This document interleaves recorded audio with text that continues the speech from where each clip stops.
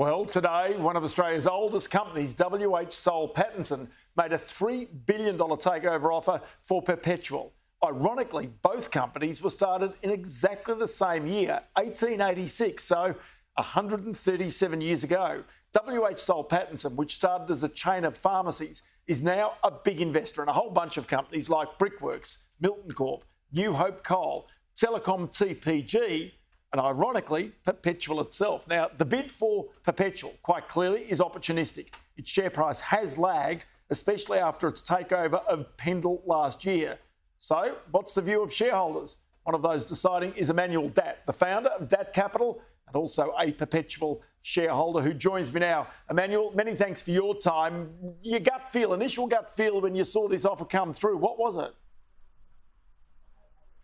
I think, thanks for having us, Ross, first of all. And I think that the initial reaction was surprise. I think that Washington H. Soul Patts is a very credible player out there in Australian markets with a great and long esteemed reputation. I think that the offer was valued at about $27 a share, so a significant premium to the market price.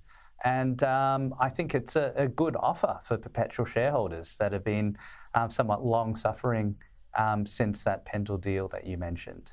You talk about being long-suffering. The interesting thing is that the history of these two companies go back such a long way. Perpetual at one stage was attacking Washington H. Soul Pattinson for its corporate governance. That goes back about 6 or 7 years ago. You know, they've known each other for such a long period of time. Now this takeover lands, but the suggestion is what they're really looking for is to bust Perpetual up to try and unlock more than $1 billion worth of value that's sitting inside its funds management business.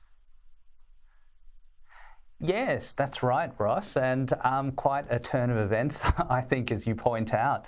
I think that what Soul Patts are doing here is quite elegantly separating this corporate trust division and wealth management division that's sort of been sitting embedded within Perpetual itself, and for a number of years has actually been, considered to be a good candidate for divestment to other parties.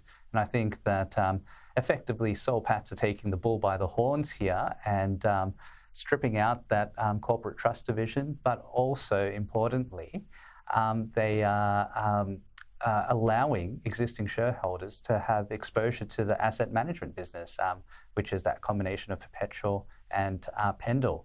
So I think, to me, it seems like a very compelling and sensible transaction, most importantly.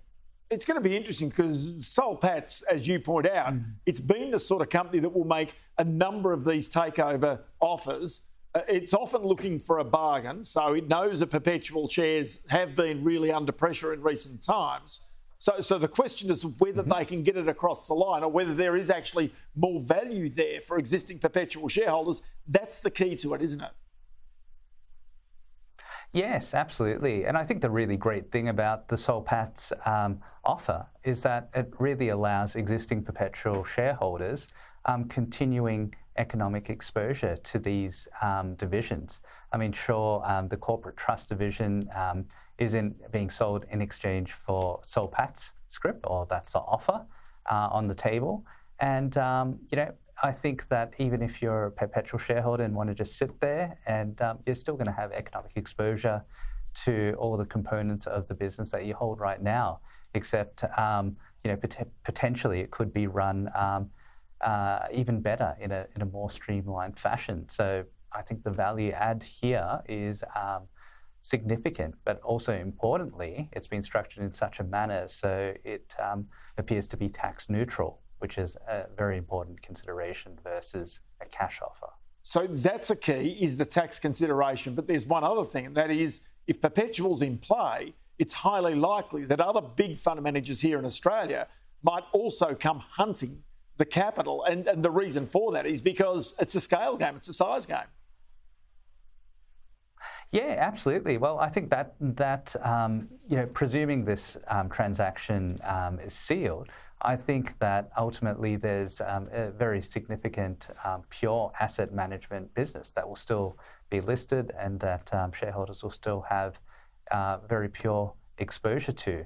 And as you say, I think that is a very compelling proposition. Should anyone wish to, bid for the business, the asset management business? So true. That's great. Emanuel Datt is the principal of Datt Capital, and thank you so much for your time today. Thanks for having me, Ross.